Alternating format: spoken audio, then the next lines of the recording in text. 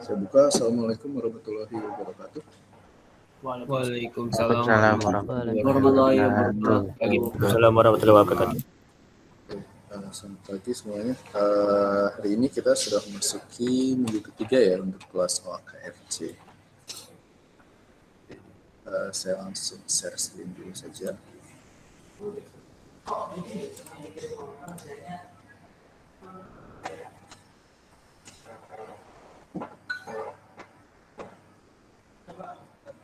Apakah sudah terlihat? Sudah, Pak. Sudah ya? Oke. Hari ini kita akan belajar performa pada dasarnya. Dalam komputer itu bagaimana? Kemarin waktu minggu yang awal itu kita belajar tentang clock cycle. Betul tidak? Betul. Konsep dari clock cycle ya. Clock cycle itu pada dasarnya prosesor itu ada sinyal satu gitu ya. Kalau tidak ada sinyal jadi nol. Jadi karena sistem sinyal nyala dan tidaknya itu jadi komputer prosesnya kayak konsep ini ya. Minggu kemarin kita juga udah belajar data itu kayak gimana sih gitu ya. Kalau dari komputer itu ngomongin byte itu apa sih? Ternyata byte itu bagian dari bit gitu ya. 1 byte 8 bit, terus cara ngitung bit kayak gimana seperti itu. Waktu nyambung dari konsep dari clock cycle kemarin itu kita cuman mikirin gimana caranya bagaimana prosesor itu bekerja gitu ya. Tapi waktu kemarin juga kita agak nyentuh dikit secepat apa sih prosesor kalian gitu ya. Tapi ada hal-hal lain yang kita harus tetapkan dulu gitu.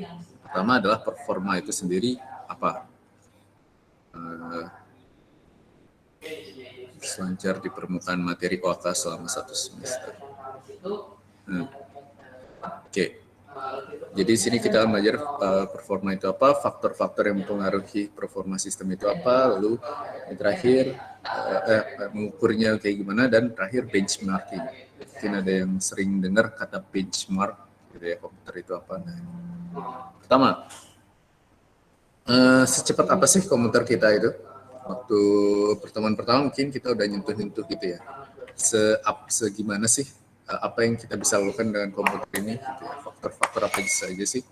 Tapi untuk bisa mengukur secepat apa gitu ya, berarti kita harus mengukur performa dari komputer tersebut. Komputer kita yang kita pakai sekarang itu berarti kita harus definisikan performa. Performa itu apa sih sebenarnya gitu ya. Kalau seandainya kita mau beli laptop atau komputer, itu pasti ada sudut pandang yang kita inginkan gitu ya. Setiap orang pasti beda-beda gitu ya. Misalkan kalau mau beli komputer mungkin ada yang belinya, ngelihatnya itu daya belinya. Dari marketingnya misalkan, oh ini RAM-nya bagus, oh ini prosesornya cepat, Pentium 4 gitu istilahnya. Oh tapi ada yang bilang desainnya ini apa sih bagus gitu ya. Desain yang paling gila yang pernah saya lihat itu case komputer itu bentuknya kayak tornado gitu.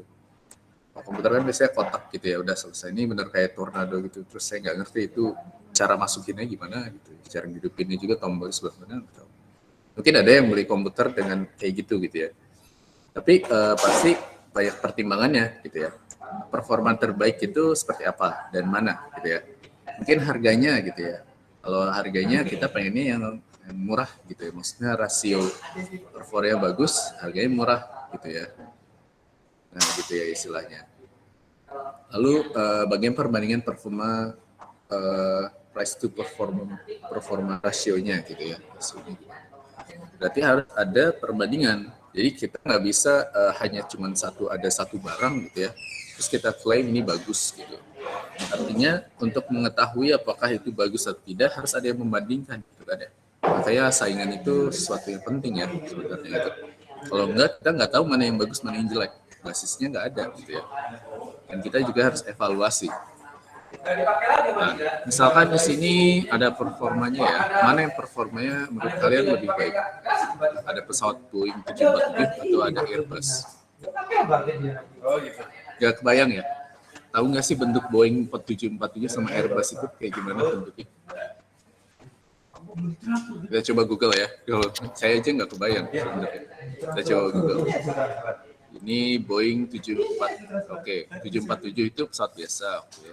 Kalau Airbus gimana? Airbus. Sama ya? Lebih gemuk Pak, lebih besar maksudnya Pak. Airbus 747. Airbus lebih besar Pak biasanya. Airbusnya nggak tahu model apa Penumpangnya lebih kecil. Penumpangnya lebih kecil. Kayak agak susah kalau ini. Kayaknya saya nggak pernah jarang naik pesawat ya. Gitu ya. Airbus A3 ini. Oh ini ada nih. Ya oke, gitulah. Kalau kita ganti analoginya jadi bus sama mobil sport gimana? Itu kali ya, lebih masuk akal ya. Yang satu misalkan Ferrari gitu ya istilahnya. Lalu yang satunya lagi bus Damri gitu istilahnya. Keduanya pasti punya kecepatan gitu ya. Pasti Ferrari lebih cepat gitu istilahnya ya. Dibandingin Damri. Kecuali ya Ferrari-nya balapan di Jalan Sumatera kali ya, kalah kali ya. Tapi kalau dari sisi penumpang ya udah pasti Ferrari nggak bisa dipakai mudik gitu. Silakan kalau bus bisa mengangkut banyak itu. Nah itu berarti kita harus tetapkan mana yang performanya lebih baik. Dari sisi mana sih sebenarnya? Gitu. Nggak bisa kan kita bilang oh Ferrari lebih bagus gitu. Ya Ferrari coba jalan aja di depan ITERA itu terbang itu atau nggak bisa jalan ada lubangnya gitu kan. Itu istilahnya berarti performanya bagus atau enggak itu relatif tergantung definisinya itu istilahnya. Kalau misalkan di sini ini kalau kita pakai yang tadi analoginya Ferrari atau Damri berarti waktu yang diperlukan untuk berjalan itu berapa lama gitu. Kalau Ferrari mungkin lebih cepat tapi penumpangnya berapa banyak yang bisa dibawa. Damri lebih bagus gitu ya istilahnya. Nah kalau dalam proses komputer atau prosesor itu juga ada konsep seperti itu ya, yang adalah response time sama throughput. Nah kalau di sini analoginya response time itu adalah waktunya, kecepatannya, sedangkan throughput itu adalah penumpangnya. Jadi di sini response time itu kita sebut saja response time atau execution time atau latency. Biasanya gitu ya kalau ngelihat kalian misalkan benchmark gitu ya, game atau gimana suka ada kayak latensinya berapa. Bukan internet ya, tapi dari prosesornya. Gitu. Nah itu adalah waktu yang diperlukan untuk sebuah task atau event dari mulai sampai selesai. Sedangkan kalau throughput itu adalah total task yang selesai dalam satuan waktu. Gitu ya. Jadi kalau response time itu waktu yang diperlukan untuk menyelesaikan satu task gitu ya. Kalau throughput itu berapa banyak tes yang bisa dilakukan dalam satu waktu. Misalkan dalam satu detik itu berapa banyak sih tesnya gitu ya. Nah, kalau seandainya kita ingin upgrade ya prosesor gitu ya, apa yang ditingkatkan? Dari sisi apa sebenarnya? Dari sisi kecepatan kah? Atau dari sisi bagaimana dia bisa menghandle ini apa sih? Menghandle banyak itu tugas itu istilahnya. Kalian pernah tahu komputer server nggak? Apa? Tahu ya. Pernah merhatiin nggak kalau komputer server itu harganya bisa lumayan mahal ya, di atas 10 juta lah ya. Kalau yang mahal banget di atas 100 juta. Tapi pernah merhatiin nggak kalau yang 10 juta itu speknya kayak gimana? Speknya ini sih sama kayak ini tapi biasanya lebih mahal sama kayak game. Tapi jauh Iya, banget. kalau spek justru nggak terlalu bagus-bagus sama. Kalau nggak salah saya pernah, ini kita coba cek ya di sini ya. Server saya pernah cek iseng server Zirek, karena Zirek itu kan merek Indonesia ya. Nah, di sini bisa kebuka nggak ya? Internet di kampus ini masih lagi aneh banget soalnya. Gitu. Jadi ini server Zirex itu secara dari dunia apa ya istilahnya? Dari dunia server itu nggak mahal-mahal amat, belasan juta istilahnya ya. Yang server inilah ya. Kita coba lihat ini. Kalau kita lihat speknya, ada WhatsApp. Nah, kalau lihat speknya, ini nggak terlalu bagus-bagus amat ya. Coba kita perhatiin. Intel Xeon Bronze 3206. Kalau kita Google gitu ya, itu cuma 8 core. Max turbo frekuensi cuma 1,9 GHz. Nggak cepat-cepat amat gitu istilahnya. Lalu RAM-nya juga 8 GB. Itu. Kapasitasnya ini apa sih 1 tera. Ini kalau dihargain paling ya sekitar 15 juta kali atau 20 juta gitu. Tapi apa yang membuatnya itu ya, yang membuatnya mahal ya? Ada yang tahu nggak kira-kira?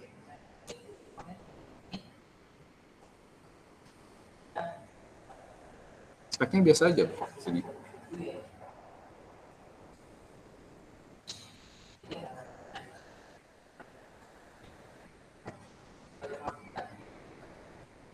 Kelangkaan komponen kali Pak. Komponennya sama aja sebenarnya. RAM-nya ya RAM server gitu ya, tapi ya sama aja. DDR4 kok tulisannya di sini kan. 1 tera HDD ya ini ya. Bukan SSD loh 1 tera ya. Hard disk biasa gitu. SATA lagi di sini. Artinya yang biasa aja yang ukurannya SATA. Paling prosesornya prosesor Xeon gitu. Tapi tadi kan bisa dilihat ya di sini. Untuk speknya core-nya 8 gitu istilahnya. Maksudnya kalau misalkan ini mungkin dihargain harganya 15 juta, 20 juta, kayaknya kita bisa beli komputer atau rakit komputer lebih murah dengan spek yang sama. Gitu nggak sih? Iya, Pak. Tapi kalau gitu kenapa yang bikin mahal apa ya? Mungkin karena dia bisa jalan 24 jam gitu kali, Pak. Terus menerus. Nah, itu salah satunya ya. Salah satunya server itu didesain supaya bisa jalan terus-terusan. Kalau komputer ya bisa dinyalain terus-terusan, tapi ada kemungkinannya apa crash atau bagaimana. Kalau server itu sudah didesain supaya bisa jalan terus-terusan, nggak pernah mati gitu istilahnya. Ada lagi nggak kira-kira?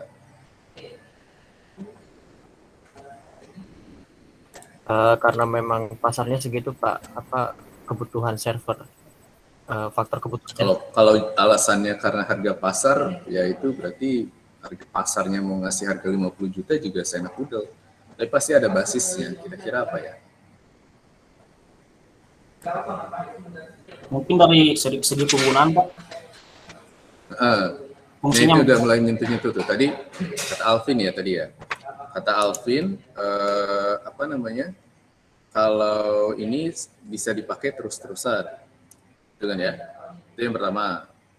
Lalu kata Carlos tadi barusan ya, dari sisi pengguna, apa itu dari sisi pengguna? Maksud saya dari ini Pak, kayak fungsinya Pak, kan kalau kita kayak pakai kayak apa komputer desktop sama komputer server kan udah pasti beda Pak penggunaannya. Apa yang membedakannya kira-kira? Ini hints-nya. Server itu misalkan dipakai sebagai server ya maksudnya, sebagai penyedia suatu layanan. Biasanya kita sebut sebagai web, ya, kita website gitu kan ya, kan butuh server. Sekarang saya tanya, dalam sehari misalkan sebuah website itu diakses berapa orang? Enggak Pak. Berapa? Karena server itu didesain untuk menerima respons secara terus-menerus Pak. Karena kan kliennya banyak Pak. Nah itu ya, itu yang membuat server itu mahal. Karena multitasking. Kalau Pak. server, gimana? Ya Pak, multitasking. Kenapa? Nah itu ya. Jadi ya tadi saya bilang ya, kalau di Google Meet itu kalian nggak bisa ganti nama gampang ya, nggak kayak ini ya, nggak kayak Zoom ya? Harus lewat pengaturan Google-nya Pak. Bisa. Harus lewat pengaturan personal Google. Nah, ya, biasanya susah melihat namanya. Farhan Apri ya. Jadi tadi ya server itu didesain supaya bisa dipakai, diakses untuk banyak orang. Kalau komputer biasa dipakai cuma untuk satu user doang, ya kalian yang memakai langsung. Tapi kalau server kan banyak yang proses, gitu kan, banyak yang menggunakan proses. Nah itu salah satu kenapa server itu harganya mahal. Jadi walaupun speknya kayak gini gitu ya, tetapi yang kekuatannya itu dari proses itunya, apa sih banyak yang aksesnya. Dalam 1 detik itu berapa orang yang bisa ngakses ini dan membutuhkan ngapain aja. Misalkan si akad gitu. Kalau misalkan kalian akses si akad, memang kalian doang yang ngasih si akad buat ngisi KRS gitu kan? Enggak kan? Kita ada 12.000 mahasiswa ya seluruhnya ya, berarti 12.000 orang, belum dosennya yang akses gitu. Nah, itu kekuatan server gitu. Kuat buat multitaskingnya. Jadi gitu ya. Jadi kalau kita balik lagi ke analoginya, server itu bisa dibilang bus ya, kayak gitu ya. Kalau prosesor komputer biasa yang kenceng itu mungkin mobil sport gitu ya. Kalau server itu bus ya, maksudnya secara spek nggak terlalu hebat gitu ya, dan mahal karena kekuatannya bisa menampung banyak proses itu. Nah, tapi kita balik lagi ke definisi performa ya. Performa itu pada dasarnya diukur dalam satuan X per detik. Maksudnya X itu adalah satuan tertentu. Misalkan kemarin kita lihatnya dari clock cycle, jadi perubahan dari 0, 1 gitu kan ya. Itu per detiknya berapa, melakukan berapa gitu ya. Nah, kalau misalkan prosesor itu kita biasanya nyebutinnya clock speed ya. Kayak misalkan ini sebutannya adalah ini max frequency. Prosesor opening cost. Nah, di sini. Jadi kalau prosesor itu biasanya di dalam ini ya, cycle per second gitu ya. Jadi dalam hertz. Jadi kalau giga itu berarti miliar. Kalau 1,9 berarti melakukan 1,9 miliar cycle per second. Nah, performa itu berbanding terbalik dengan response time. Artinya, kalau semakin tinggi performa, maka response time-nya harusnya semakin kecil. Response time itu sekali lagi adalah waktu yang dibutuhkan untuk menyelesaikan satuan apa gitu, entah tugas, entah cycle atau apa. Jadi kalau di sini jika komputer A lebih cepat N dari B, maka percepatan N diukur dengan seperti ini. Perkaliannya gitu ya. Kan ini A itu berapa kali lebih cepat dari B. Berarti N itu adalah response time-nya dari B dibagi A atau performa A dibagi B. Gitu. Nah, dari sini kita akan bahas waktu komputasi. Komputasi itu kan dari katanya compute ya, menghitung ya. Berarti waktu yang dibutuhkan untuk menghitung dalam komputer itu. Nah, ada beberapa pengukuran dalam mengukur performa komputer ini. Pertama ada elapsed time. Elapsed time itu maksudnya adalah kalau kita waktu yang berjalan gitu. Misalkan cara sederhananya loading gitu ya. Misalkan kita mau mengeload sebuah file atau program gitu ya. Nah, ini waktu yang dibutuhkan berapa lama gitu. Berarti idealnya elapsed time itu bagusnya apa? Lebih sedikit atau lebih banyak? Sedikit, Pak. Sedikit ya. Kalau misalkan kayak kalian main game terus kalian nge-load gitu ya. Load level atau startup aja. Itu pas ngekliknya itu sampai kalian bisa mainnya itu berapa lama, nah itu elapsed time. Semakin cepat berarti harusnya semakin bagus gitu. CPU time itu artinya adalah ini ya pasti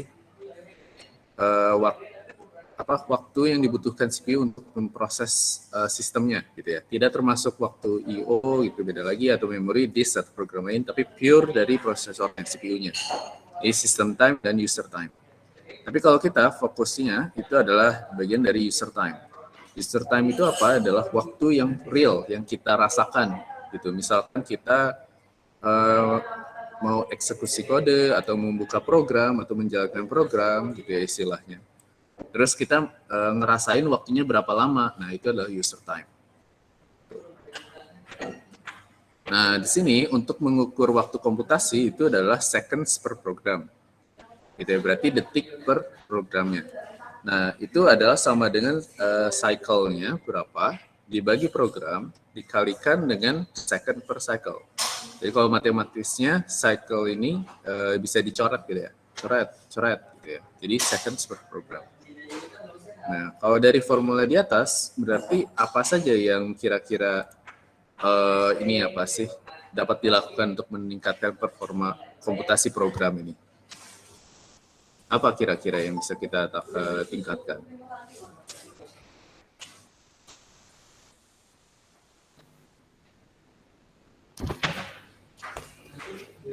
menurunkan konstanta jumlah programnya, Pak. Kalau Supaya di sini lebih cepat. konteksnya apa ya, program itu ya? Program itu sepertinya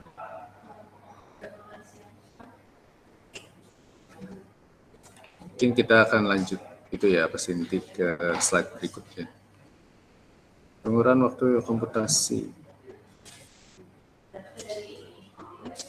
Seconds itu waktu ya. Program itu kalau program 1 seconds itu lebih kecil gitu harusnya. Terusnya ini aja. Mungkin yang slide selanjutnya sebenarnya lebih jelas gitu ya. Tapi intinya gini, apakah kita punya program gitu ya? Programnya mungkin bisa dibukanya banyak gitu ya, karena komputer zaman sekarang kan bisa multitasking. Tapi pertanyaannya adalah apakah setiap program itu membutuhkan performa yang sama atau resource yang sama? Tuh. Tidak, Pak. Maksudnya apakah program Microsoft Paint itu sama seperti program Marvel Spider-Man Remastered Edition di Steam? Beda, Pak. Beda kan? Nah, berarti siklus setiap program itu berbeda-beda. Berarti kita tidak bisa juga maksudnya program dengan siklus ini gitu ya, dicoret gitu. Di sini kan asumsikan setiap program itu siklenya sama ya, gitu ya. Makanya bisa kita coret gitu. Tapi tidak bisa seperti itu juga. Nah, selanjutnya ada cycle per instruksi atau CPI. CPI itu pada dasarnya ini ya persamaannya. CPU time-nya berapa dikali dengan clock rate-nya, berarti kecepatan dari itunya pasti CPU-nya dibagi dengan jumlah instruksi. Jadi di sini CPU time itu ada seconds per program. Yang tadi gitu ya. Itu sama saja seperti instruksi per programnya dikalikan dengan cycle per instruksi dikalikan dengan second per cycle. Kalau di sini berarti rumus ininya namanya CPI itu ya. CPI itu berarti sigma dari CPI-nya. Berarti cycle per instruction itu sebenarnya ada banyak. Dikalikan dengan FK. Di mana FK itu adalah instruction frekuensinya dibagi dengan instruction count. Agak membingungkan, kita coba nanti pas di ini ya, di contoh ini. Oke, misalkan our favorite program runs in 10 seconds on computer A, which has 400 MHz clock. Ini bahasa Inggris semuanya. Ada yang mau mengartikan nggak kira-kira kalimat pertama ini artinya apa? Apa sih ini soal ini? Ada yang mau mengartikan? Boleh, Pak. Silakan Alvin. Oke, izin menjawab, Pak. Untuk ini apa? Program favorit kita berjalan dalam waktu 10 detik di komputer A yang memiliki kecepatan clock-nya 400 MHz. Kalimat keduanya, kita ingin membantu sebuah desainer gitu ya untuk membangun komputer B yang bisa menjalankan programnya dalam waktu 6 detik saja. Berarti lebih cepat ya dari komputer A. Gitu. Nah, kalau gitu berarti desain komputernya itu butuh prosesor yang lebih cepat gitu ya.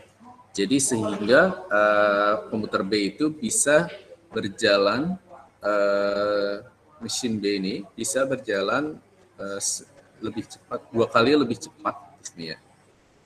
1,2 kali lebih cepat dari komputer A gitu ya. Pertanyaannya adalah seberapa cepat clock rate-nya untuk yang komputer B. Kalau komputer A itu adalah 400 MHz. Ya. Nah, caranya berarti kita solusinya seperti ini. Misalkan kita ini ya, kita tahu saat itu program itu seperti ini gitu ya. Artinya di sini persamaannya adalah CPU time dikalikan dengan clock rate dibagi dengan jumlah instruksi.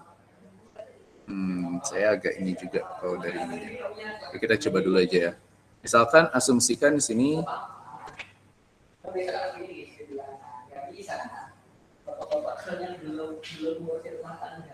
Misalkan di sini adalah C. C itu adalah clock cycle gitu ya. Yang dibutuhkan untuk program SB gitu ya. Berapa gitu, kita kan nggak tahu ya. Lalu untuk yang A, gitu ya, komputer A, itu dia memiliki 400 clock-nya, kecepatan clock rate-nya adalah 400 MHz. Dan itu membutuhkan 10 detik. Gitu. Artinya, kalau di sini saya mau lihat dulu deh persamaannya biar saya pasti gitu. Seconds for program itu adalah clock cycle-nya.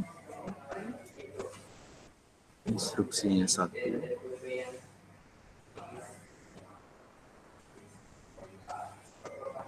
Persamaannya agak membingungkan soalnya. Kita tulis saja di sini berarti 10 detik itu sama seperti C dikali 1 instruksinya per 400 MHz. Gitu. Nah, kalau B itu dia membutuhkan 6 kali ini apa sih? 6 detik saja. Itu berarti dia satu lebih cepat ininya apa sih?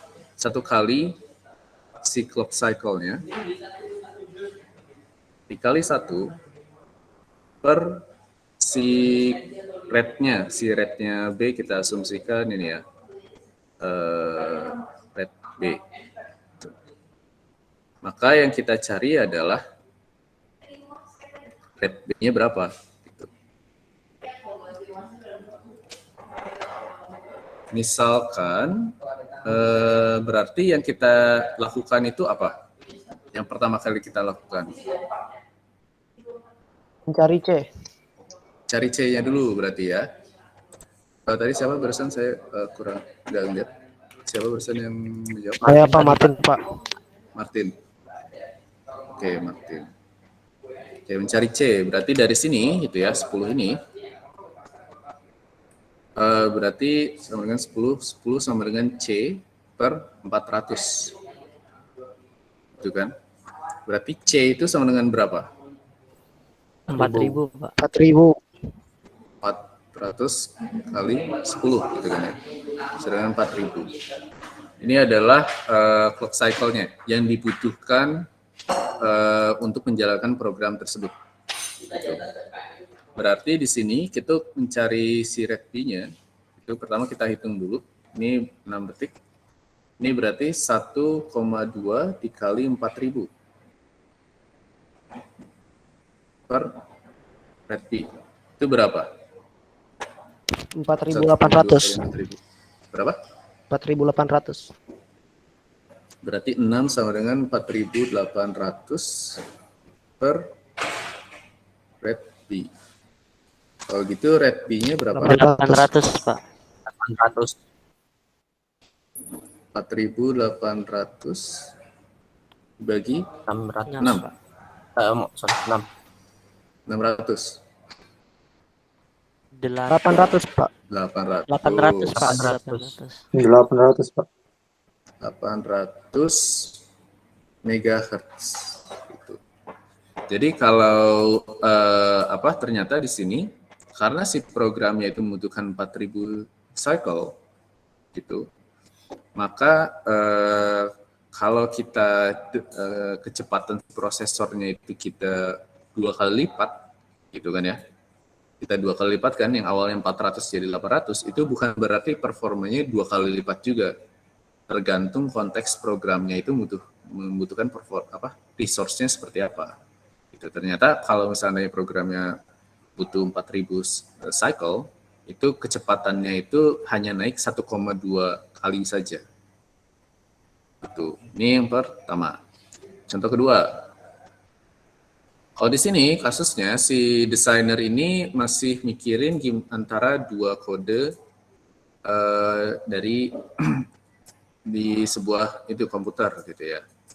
Nah, berdasarkan implementasi hardware-nya ada 3 kelas instruksi, kelas A, kelas B, dan kelas C. Dan masing-masingnya itu memiliki membutuhkan, maksudnya adalah cycle yang berbeda, siklus yang berbeda. Kelas A itu butuh 1, kelas B butuh 2, dan kelas C itu butuh 3. Nah, kode yang pertama itu mempunyai 5 instruksi, 2A, 1B, dan 2C. Kalau kode yang kedua itu ada 6 instruksi, 4A, 1B, dan 1C. Pertanyaannya adalah mana kode yang lebih cepat dan perbandingannya berapa banyak. Nah, lalu rata-rata CPI dari setiap code-nya segimana? Tapi saya masih penasaran dulu sebentar ya, sama yang ini dulu.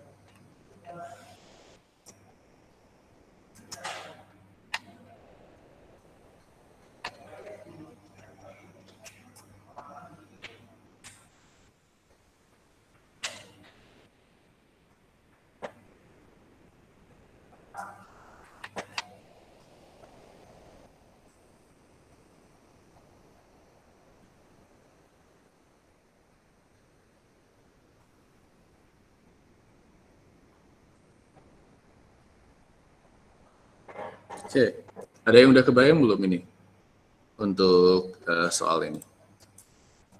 Kira-kira ini aja, kita harus mengetahui ininya apa sih, mana yang lebih cepat di antara kedua ini. Atau paling gampang, sebelum mana yang lebih cepat, berarti kita harus mengetahui kedua ini waktu yang dibutuhkan berapa lama. Misalkan instruksi yang satu berapa lama kira-kira, instruksi kedua berapa lama, itu kan? Ada yang udah kebayang belum?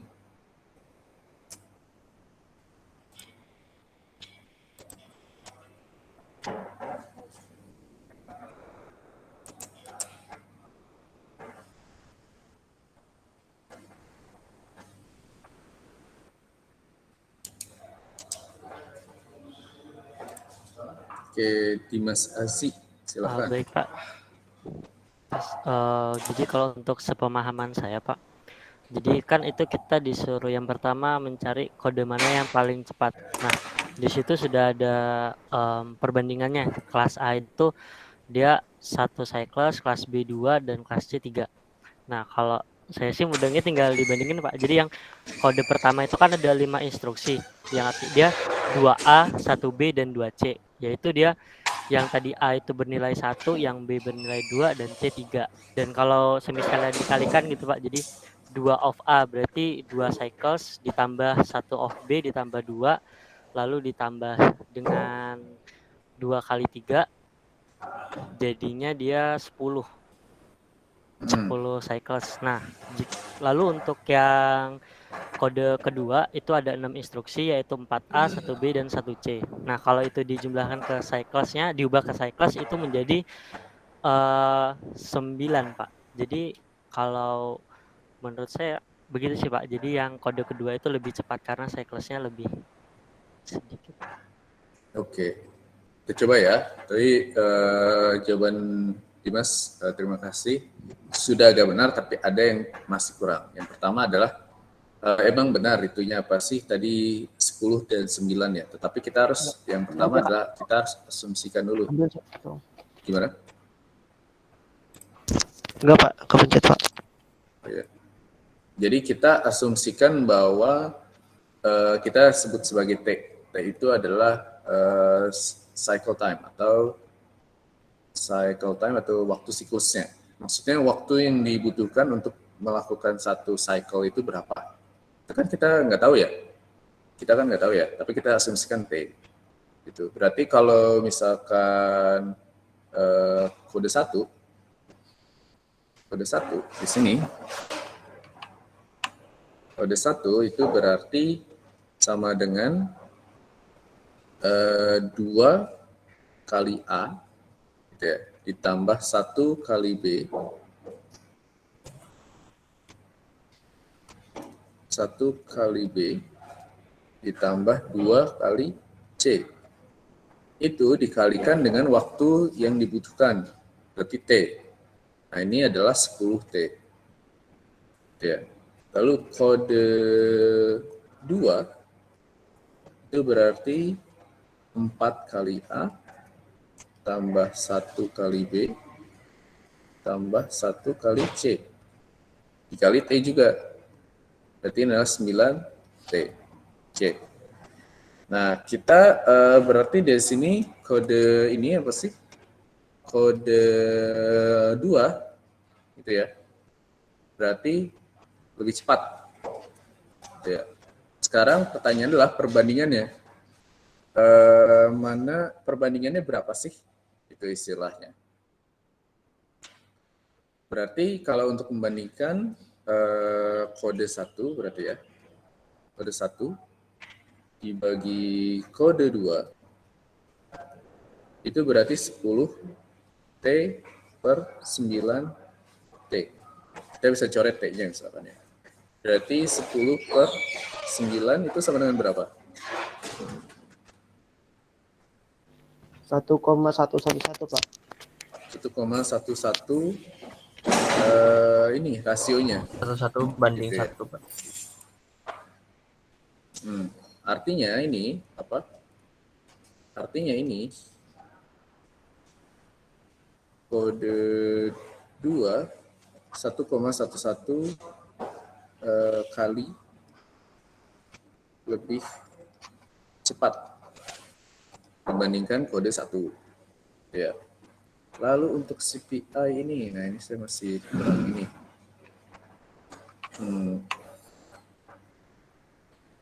Second program ya.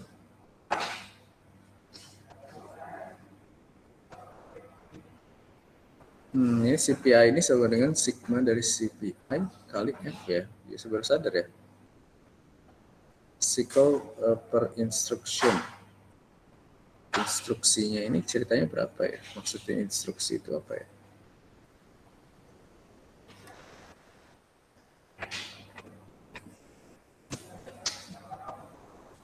Bentar.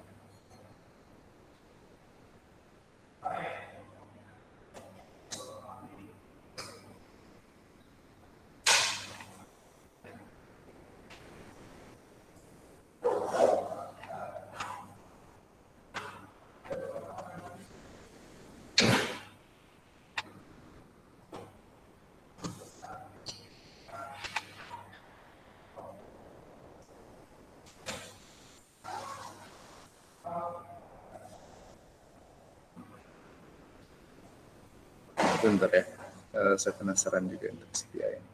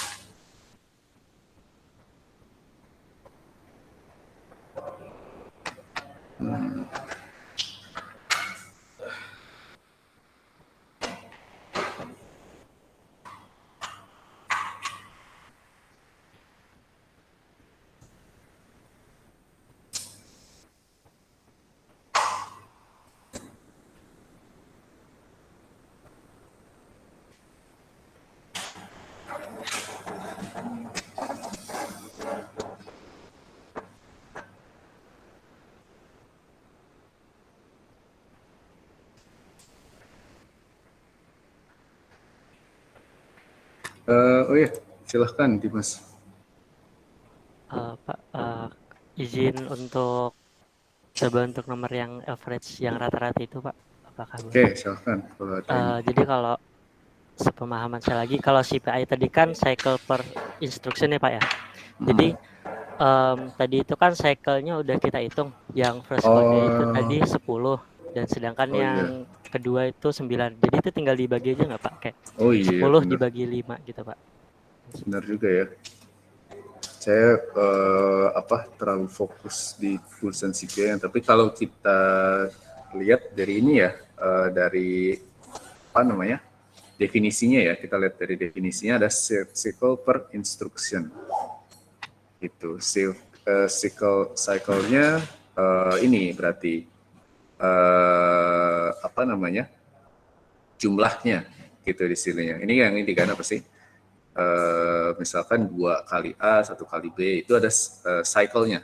Gitu ya. Berarti kalau sini kita lihat, saya tulis CPI dari kode 1 ya.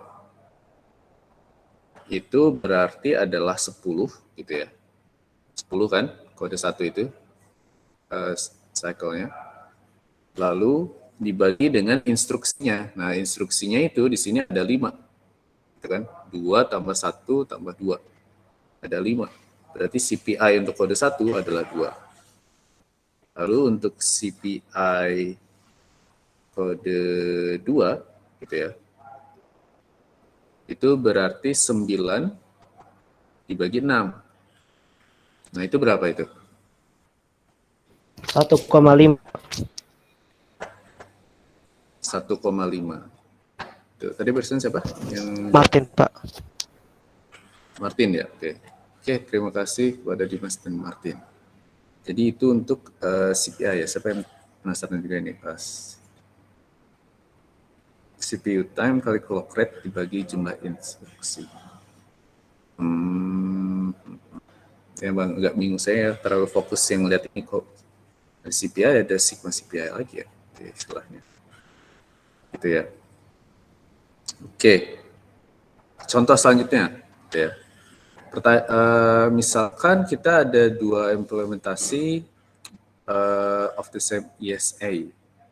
Dan program itu berjalan di kedua mesin tersebut. Maksudnya ESA itu mungkin mesinnya ya. Gitu ya. Komputer A itu punya clock cycle time-nya itu 10 nanosecond dan CPI-nya itu adalah 2. Komputer B itu punya clock cycle time-nya, waktunya itu untuk setiap cycle-nya itu adalah 20 nanosecond dan CPI-nya itu adalah 1,2. Nah, mana yang lebih cepat? Itu. Clock cycle-nya. Nah, kita coba ya.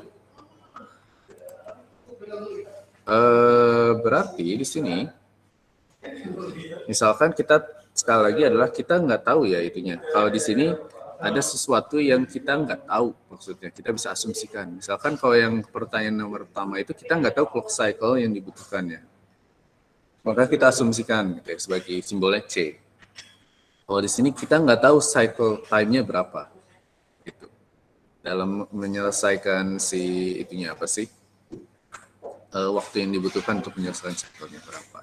Nah, kalau yang di sini kita itu tidak tahu instruksinya ada berapa kalau kita berikan itunya ke masing-masing komputer. Tapi kita pengen tahu mana yang lebih cepat istilahnya. Misalkan berarti kita asumsikan bahwa N itu adalah jumlah instruksi.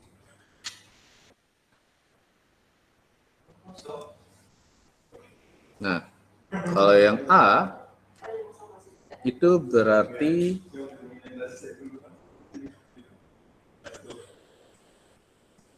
karena di sini kita melihat ininya apa sih, mana yang lebih cepat, kita bisa coba hitung dari sisi waktunya, gitu ya. Berarti di sini adalah time, ya gitu ya. Kita sebut time. Kita nggak nyebutin second karena satuannya nanosecond ya, sebut aja time. Berarti itu time untuk mencari waktu itu berarti adalah jumlah instruksi dikalikan dengan CPI-nya itu 2,0 dikalikan dengan waktunya 10 nanosecond. Kalau yang B juga sama. Berarti sini time A gitu ya. Sini berarti time B. Ini berarti sebuah jumlah instruksinya dikalikan dengan 1,2 dikalikan dengan 20 nanosecond. Hasilnya berapa kalau yang ini? Berapa N kalau yang time A? 20 N. 20 N, Pak. N. Itu. Kalau yang B? 24. 24 N. 24 N. N besar ya.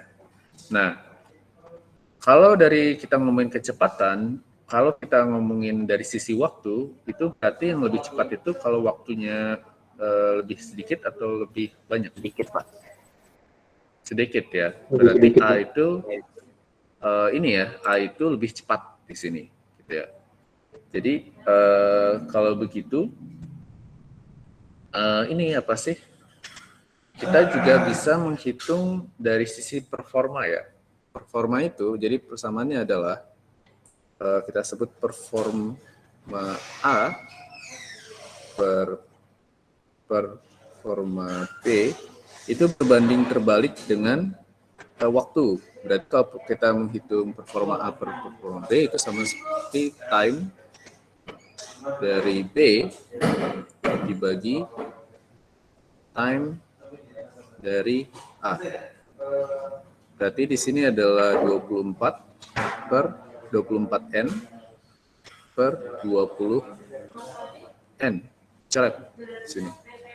Berarti 24 per 20 berapa? 6 per 5. 1,2, Pak. 1,2. Artinya di sini A lebih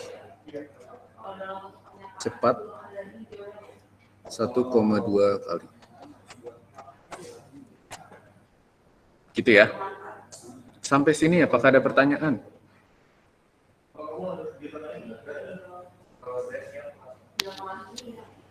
Bapak mau nanya Pak. Oh, silakan. Saya Martin Pak. Yang tadi yang 10 NS itu clock cycle-nya ya Pak? 10 NS itu adalah clock cycle time. Oh, clock cycle time. Artinya waktu yang dibutuhkan untuk melakukan satu siklus. Itu rumus yang di PPT tadi atau nggak ada di PPT ya rumus itu ya Pak? Nah ini dia, ini kayaknya itu ini ya pasti coba saya lihat lagi ya. Itu tadi clock cycle time, itu adalah siklus. Ini itu agak bingung juga sebenarnya dari sisi ini.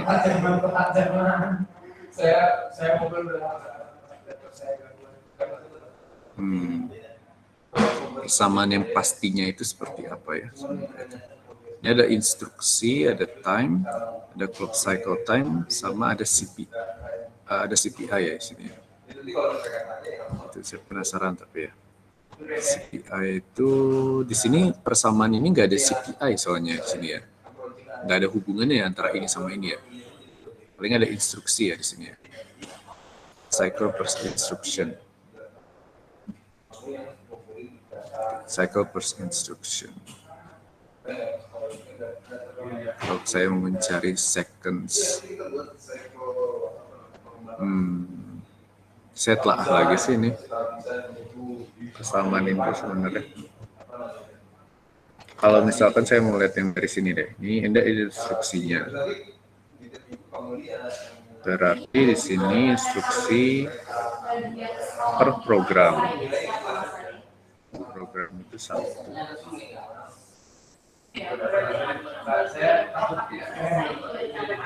Oh ya, oke, saya ngerti. Persamaan yang ini adalah persamaan yang ini. Nah, gimana maksudnya? Maksudnya adalah kalau kita asumsikan, gitu ya. Kita asumsikan, saya coba ganti ya ini ya. Program itu sama dengan 1.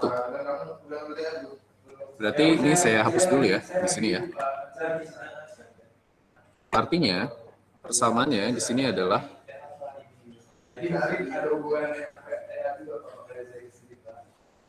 oke. Berarti di sini adalah seconds per program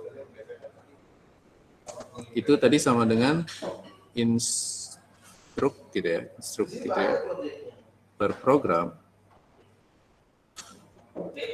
dikalikan dengan cycle per instruction gitu ya, dikalikan dengan seconds per cycles.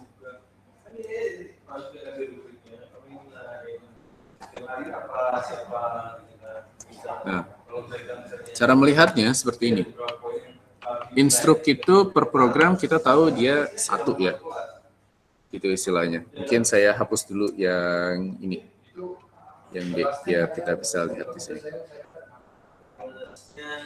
Ya. Ini berarti waktunya itu berapa? Kita sebut saja time ya. Kenapa kita sebut time? Karena waktunya nanosecond, bukan second. Programnya hanya satu. Itu berarti instruksi per program. Kita nggak tahu tidak jumlah instruksi dalam program, tapi kita sebut saja programnya adalah satu. Berarti dia n per satu. Gitu. Nah, dikalikan dengan cycle per instruction. Nah, cycle per instruction itu adalah nilai CPI. Gitu. Kita nggak tahu instruksinya berapa, tapi kita tahu nilai CPI-nya berapa. CPI itu kan rasio ya, siklus per instruction-nya. Berarti di sini kita bisa ganti menjadi 2,0, 2,0. Gitu ya. Lalu yang terakhir adalah seconds per cycle, artinya waktu yang dibutuhkan untuk melakukan satu siklusnya. Itu istilahnya. Nah, cycles-nya pasti satu gitu istilahnya ya. Nah, berarti waktu yang dibutuhkan adalah 10 nanosecond untuk menyelesaikan satu siklus. Gitu. Jadi di sini time A itu sama dengan 20 N. Ini untuk persamaan pertama. Yang ini yang terakhir. Gitu ya Martin ya. Baik Pak, paham Pak. Oke. Kalau yang lain ada pertanyaan?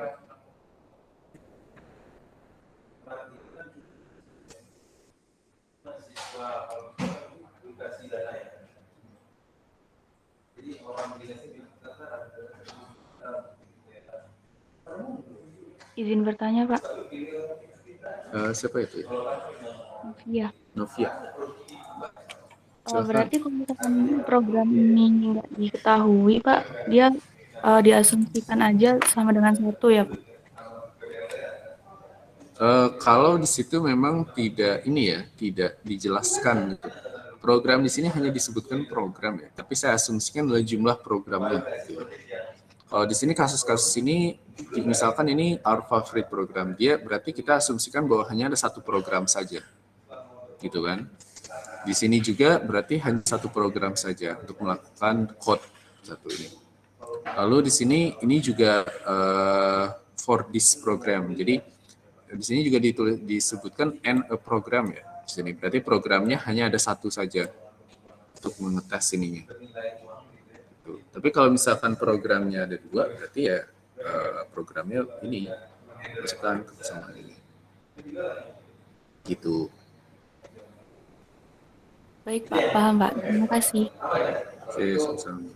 Saya bisa simpulkan semester 8 saya nanti kemungkinan bisa lulus, saya bisa buat proposal dan nah, sebenarnya kalau di sini pun bisa ini ya.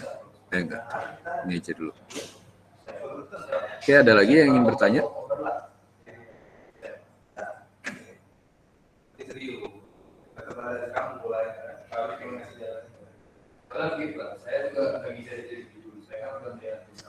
Oke. Kalau gitu kita lanjut dulu ya. Nah, ini lebih ini lagi. Misalkan ada dua mesin yaitu M1 dan M2, dua komputer gitu ya. Masing-masing punya ISA yang sama. Tetapi untuk implementasi dan kompilernya itu berbeda. Nah, asumsikan bahwa clock cycle times untuk M1 dan M2 itu sama.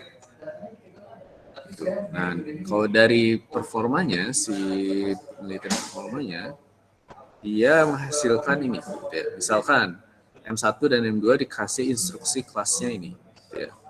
Lalu instruksi CPI yang didapat adalah 1. Lalu instruksi yang dieksekusi adalah sebesar 3 juta. Kalau M2 CPI yang dihasilkan itu adalah 2. Tapi instruksi yang dilakukan adalah 2, ini bukan 3 juta ya. Berapa sih ini? Triliun, Pak. 3 triliun, yang ini 2,7 triliun. Gitu sebetulnya.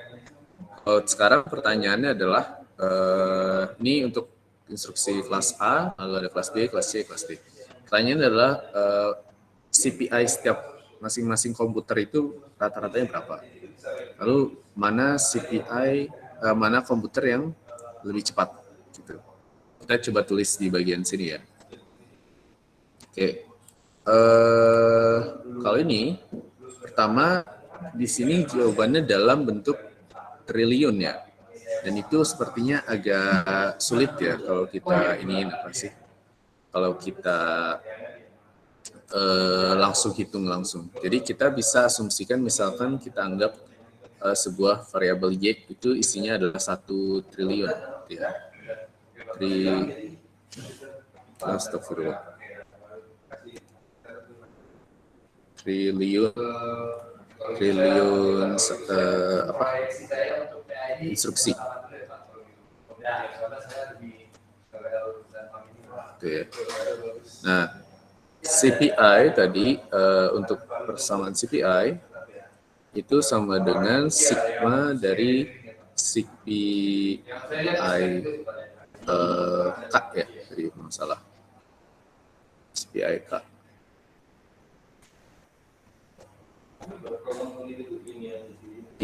Lalu dikalikan F kan? Kali F K. Dikalikan F K. Nah, di sini maksud CPI ya berarti menandakan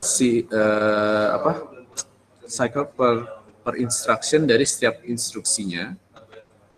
Lalu si FK-nya ini adalah I-nya, instruction frekuensinya berapa dibagi dengan instruction count-nya. Nah, maksudnya kalau di sini itu bisa ini ya, gimana ya cara ini ya? Dikalikan dengan CPI, dikalikan dengan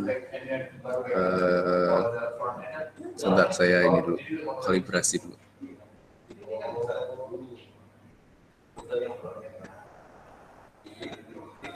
Ini seperti sigma.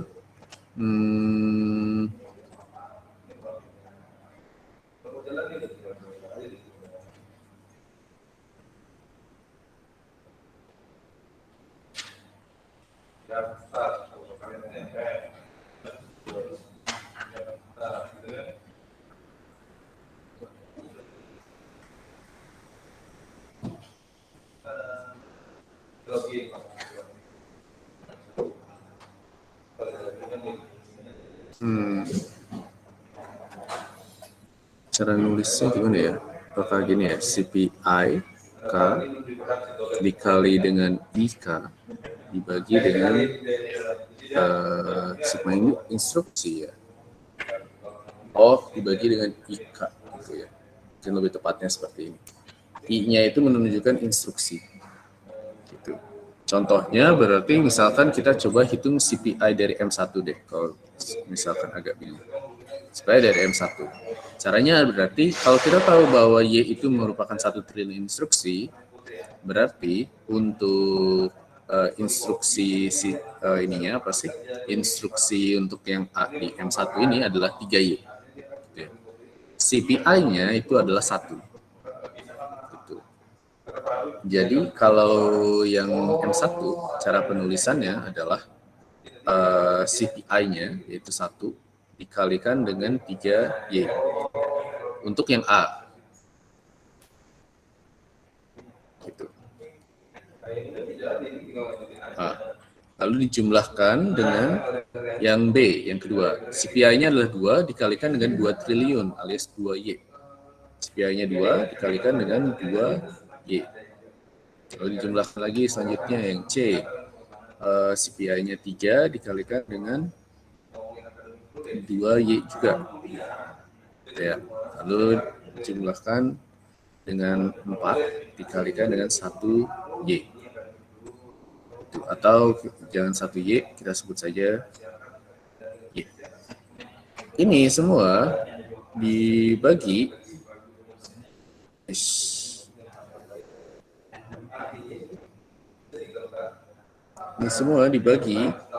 dengan jumlah instruksinya gitu. Instruksi dari masing-masing kelasnya ini. Berarti ini 3Y gitu ya, ditambah dengan 2Y, ditambah dengan 2Y, ditambah dengan Y. Oke. Pembilangnya berapa ini?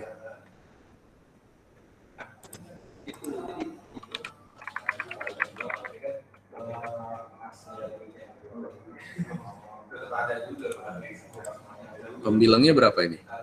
1 kali 3Y tambah 17 ya, Pak. 17. 17 ya. 17 ini Y, adalah 8Y, Pak. 17Y. Dibagi dengan berapa penyebutnya? 8Y, Pak. 8Y, Pak. 8Y. Hasilnya berapa? 17/8. Jadi 2,125. 0,125. Siapa bersen namanya? Farhan, Pak. 125. 2,125. Nah, ini adalah CPI-nya. Itu istilahnya. Jadi saya penasaran, 1 tambah 2 tambah 3 tambah 4.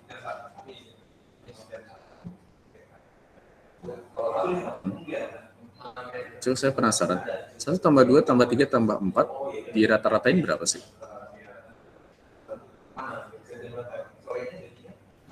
Siapa yang tanya deh? 2,5, Pak. Beda ya? 2,5, Pak. Beda, Pak. Beda ya? Berarti memang harus ini ya persamaannya. Berdasarkan instruksi ya. Oke, kalau gitu kita coba yang CPI yang M2. Ini lebih kompleks berarti ya. Berarti di sini kalau saya lihat 2 kali, sini adalah 2 kali 2,7Y ditambah 3 kali 1,8Y ditambah 3 kali 1,8Y ditambah 2 kali 0,9Y. Kita bagi.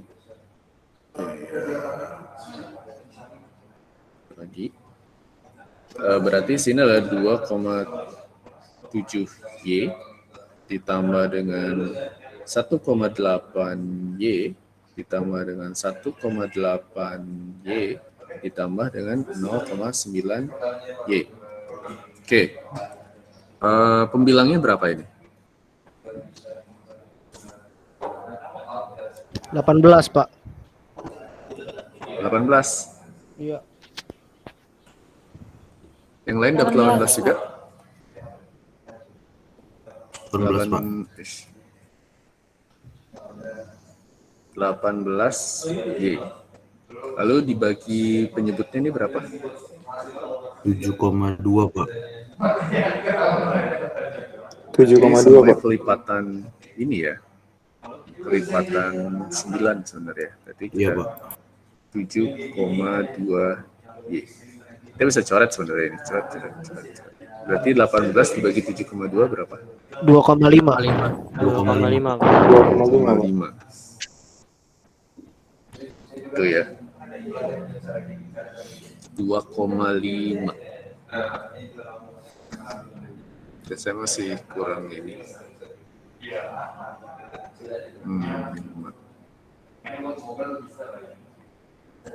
Berarti kalau dari sini mana yang lebih cepat kalau lihat dari CPI-nya? Yang M1, Pak. M1 Pak. M1. CPI itu siklus per Dua, cycle Pak. per instruction Yang ya. M2. M2 Pak. Iya, Pak. Karena lebih besar. Cycle per instruction kayaknya memang saya harus ini deh. Harus benar-benar dalemin banget ini. Cycle per instruction, jadi memproses dalam, kalau misalkan anggapannya instruksinya sama, mana yang lebih cepat diproses? Berarti harusnya CPI-nya M2 ya, gitu ya. Kalau gitu rasionya berapa ini?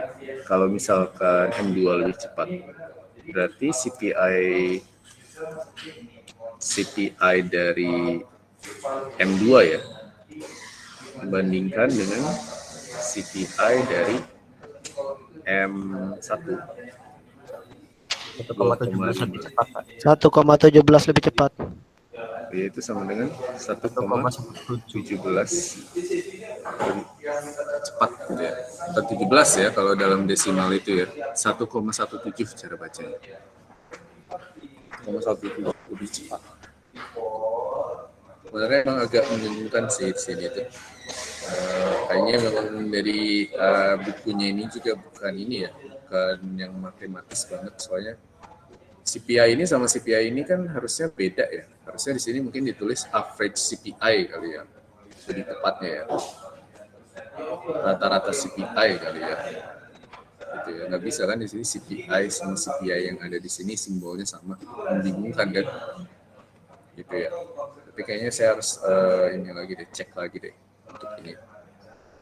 Oke, kita lanjut dulu aja. Selanjutnya adalah benchmarking. Jadi kalau kalian sering nonton YouTube, apapun itu, misalkan komputer ya, biasanya suka ada istilah benchmarking. Gitu. Misalkan ada prosesor baru atau GPU baru, gitu ya.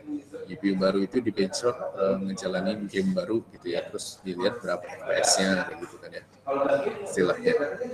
Nah, pada dasarnya kalau gitu benchmark itu adalah ini ya, apa sih, tolak ukur ya.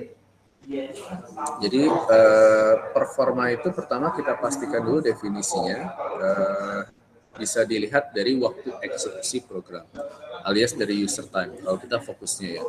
Berarti kalau kita sederhananya kita sebagai user gitu, misalkan kita nggak punya akses untuk menghitung apapun atau misalkan ada program benar-benar meneliti ini tuh melakukan berapa cycle gitu ya. Kita bisa benchmark dengan sederhananya adalah melalui waktu usernya. Misalkan kayak ini apa sih, gampangnya kalau misalkan kalian suka lihat review prosesor, biasanya mereka itu tesnya itu render gitu. Ngerender apapun gitu. Biasanya rendernya itu bukan render video tapi render sesuatu yang 3D. Tapi karena itu biasanya membutuhkan ini ya, apa sih, prosesor juga dibutuhkan gitu ya. Nah, logikanya semakin cepat merender berarti prosesornya itu lebih bagus. Sederhananya kayak gitu kan gitu ya. Ya tapi kalau itu dari sisi user time. Tapi ada yang lainnya juga lebih detailnya juga bisa dilihat. Misalkan jumlah cycle untuk eksekusi program itu berapa? Program itu beda-beda jumlah cycle-nya. Ada yang butuh cycle-nya maksudnya sedikit gitu ya, resource-nya kecil. Ada yang sangat besar. Lalu instruksi dalam program itu ada berapa? Kalau programnya semakin kompleks berarti instruksinya semakin banyak gitu ya. Lalu cycle per second-nya berapa? Nah itu cycle per second berarti berapa cycle yang bisa dilakukan oleh prosesor dalam satu detik. Gitu ya. Rata-rata CPI-nya berapa? Itu di sini. Jadi di sini instruksi pun di sini mungkin berbeda-beda gitu. Ada instruksi yang bisa dibilang berat, ada instruksi yang tidak terlalu berat gitu istilahnya. Hanya ada maksudnya kan kalau fitur-fitur dalam program pun beda-beda ya, gitu ya. Ada yang buat instruksinya untuk nge-save gitu. Kalau nge-save kan cuman write itunya pasti filenya selesai. Tapi ada yang buat nge-render itu kan beda ya. Itunya kelasnya kan istilahnya kayak gitu. Jadi rata-rata CPI-nya jadi kayaknya untuk persamaan di atas itu memang untuk menghitung rata-rata deh. Lalu rata-rata instruksi per detiknya berapa? Berapa prosesor itu bisa memproses berapa instruksi dalam satu detik. Jadi benchmark itu apa? Benchmark itu adalah sebuah program komputer yang bisa mengevaluasi dan menghitung performa sebuah prosesor. Kalau di sini ada spek ya, Standard Performance Evaluation Corporation. Mungkin kita bisa klik di sini. Hampir. Di sini juga kita bisa lihat. Di sini mungkin ada penjelasannya ya. Di sini apa itu spek, apa itu good benchmark. Mungkin kita bisa lihat di sini ya. Good benchmark itu berarti ada workload-nya, gitu ya, operasi yang dia akan dites seperti apa. Lalu ada metriknya, jadi ada besarannya apa, time sama throughput. Jadi ya. Time itu berarti harus lebih cepat, semakin kecil. Throughputnya berarti harus lebih semakin besar. Apakah reproducible? Berarti maksudnya kalau misalkan prosesornya dijalankan sekali terus hasilnya bagus, selesai, gitu ya. Enggak juga, tetapi kalau berarti harus dicek lagi, dicoba di running ulang. Kalau ternyata running yang berikutnya itu jelek gitu ya, terus running berikutnya makin jelek, berarti itu kan nggak bisa dibilang performanya bagus, gitu.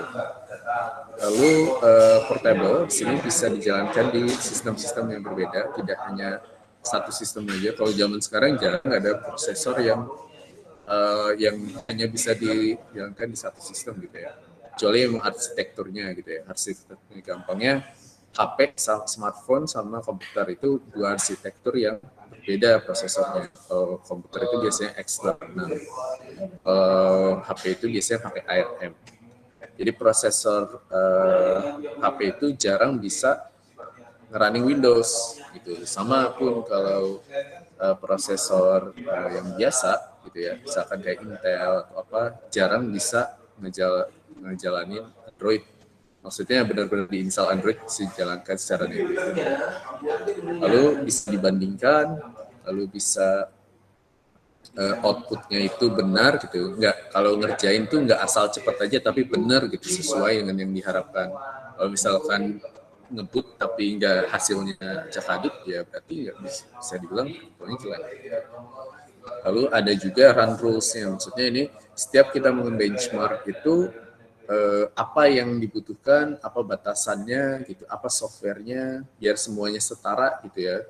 Kalau seandainya benchmarknya ini di runningnya di Windows, lalu yang benchmark yang satu lagi di runningnya di Mac OS gitu. Kalau ngebandingin dua prosesor yang berbeda itu agak susah ya, gitu istilahnya, cara membandingkannya. Karena keduanya pasti mempunyai prosedur dan cara jalan yang berbeda. Di sini nggak ada ya. Di sini ada nggak ya?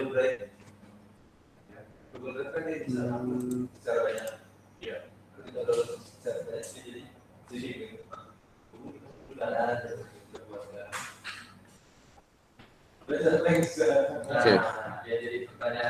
Nah di sini tahun 2017 ya kayak kita bisa lihat yang paling baru ya di sini.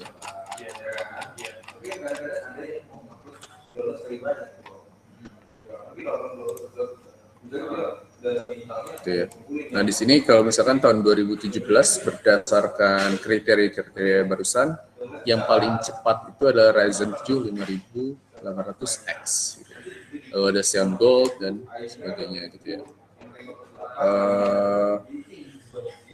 Di sini banyak ya, maksudnya kalau misalkan intinya adalah kalian balik lagi kalau mau beli komputer berarti kalian ingin mendapatkan sesuatu yang bagus gitu istilahnya kan ya, sesuatu yang benar-benar bisa diandalkan. Nah itu bisa dilihat dari sini sebenarnya. Tapi kalau benchmark prosesor sih biasanya beda-beda, orang-orang bisa beda-beda gitu ya istilahnya. Balik lagi ke kalian gitu istilahnya. Kalau seandainya ini ya pasti emang butuh sesuatu yang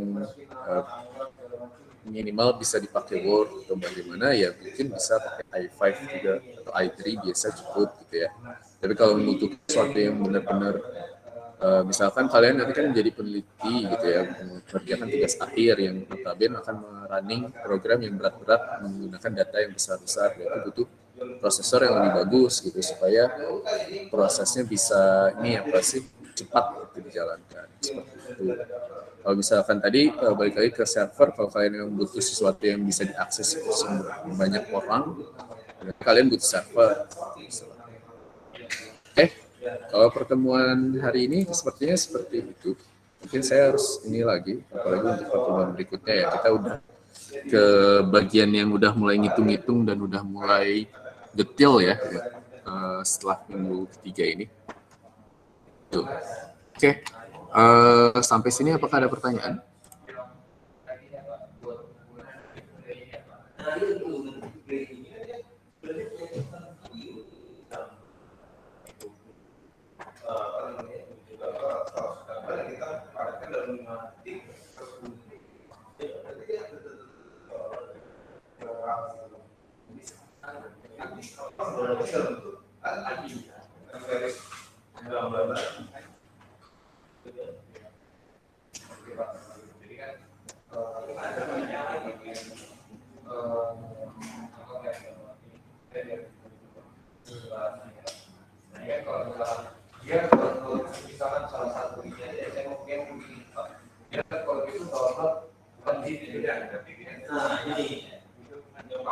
Gimana?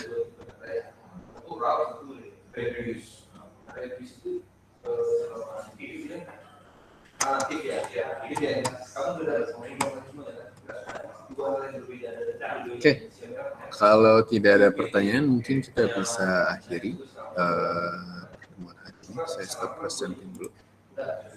Oke, terima kasih sudah menghadiri pertemuan hari ini. Mohon maaf kalau saya masih ada kekurangan untuk pertemuan hari ini. Semoga kedepannya bisa lebih baik lagi.